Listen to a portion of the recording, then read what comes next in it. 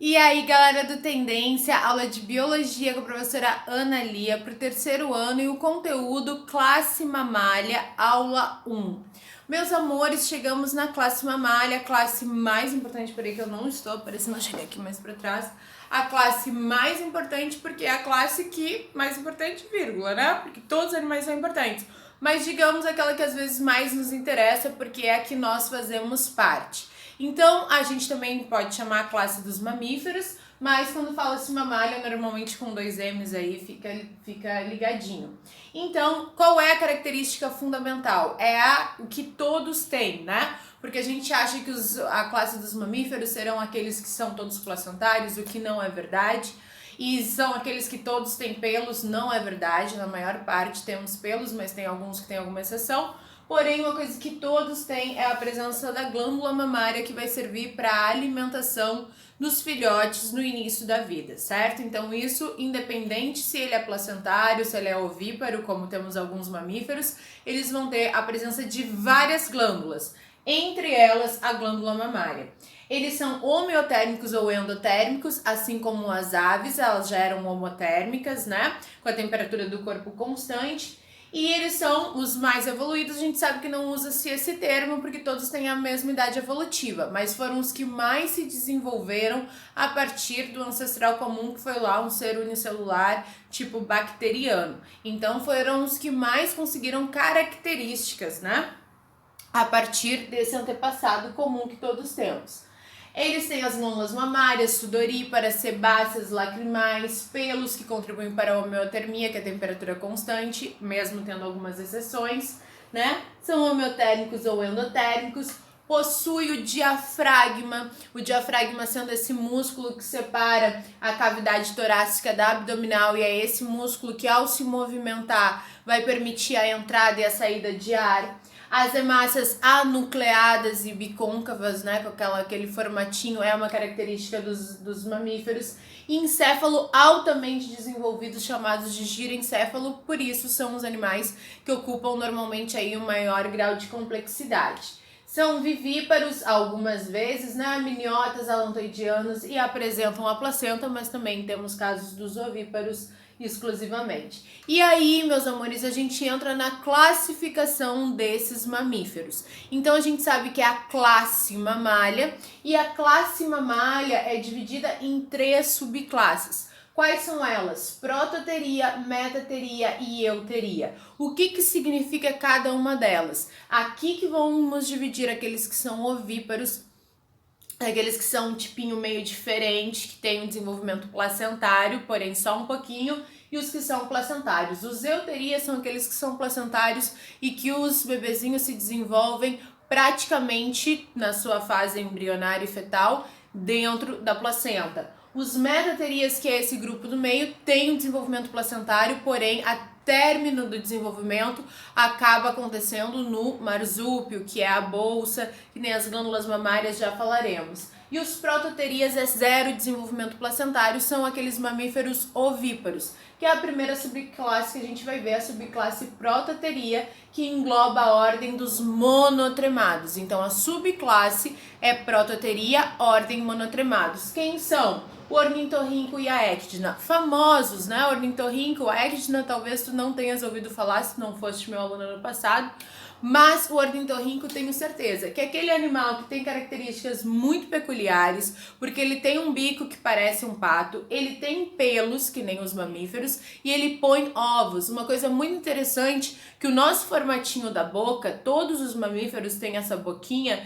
que está preparada para a amamentação das glândulas mamárias da nossa mãe, da nossa espécie, né? O que acontece?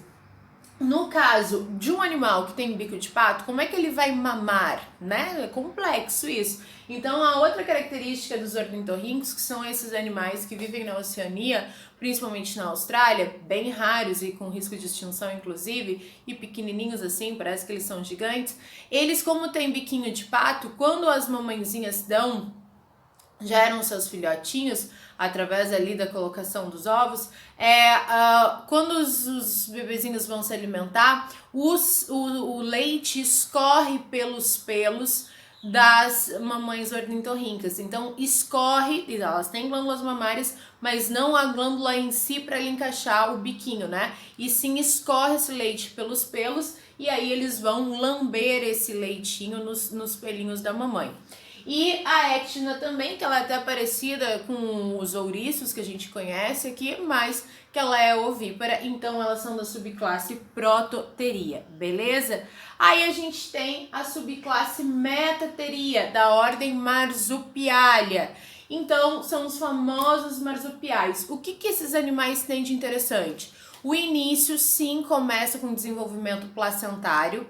Eles têm o início de placentário, só que logo depois, nos primeiros dias, às vezes, de desenvolvimento, quando eles conseguem formar a sua boquinha, a mamãe tem como se fosse, né, a liberação desses pequenos embriões. São basicamente embriões, porque eles são rosinhas, não tem pelos, não tem nem olhos, só tem a boquinha mesmo, e esses embriões, eles saem do útero, né, pela vagina da mãe ali, e eles vão se localizar na bolsa que tem aqui no abdômen da mãe.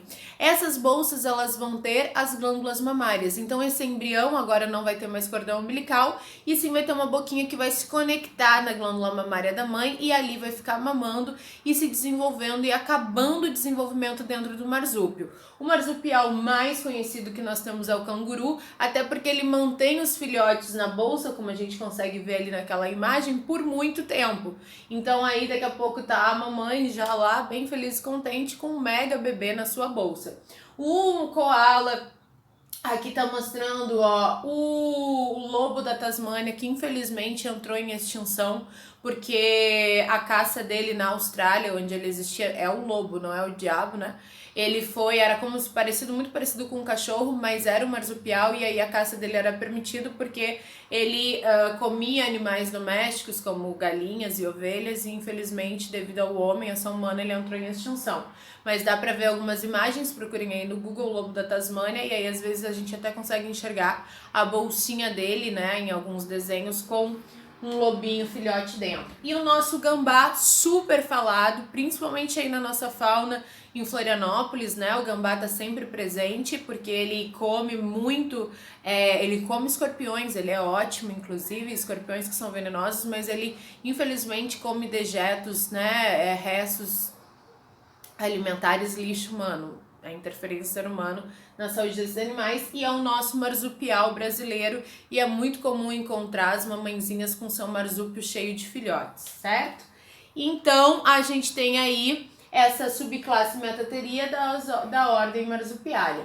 E finalmente a gente tem a subclasse Euteria, que é a mais complexa e diversa, que tem várias ordens, certo? E eu vou deixar esse vídeo das ordens dos mamíferos para fazer um vídeo específico de mamíferos e com as principais ordens, porque a gente vai ter que saber qual é a ordem, quais são os animais e tudo bonitinho, tá?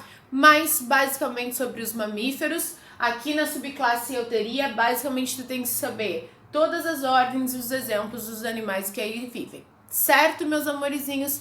Beijinhos, amo vocês e até a próxima.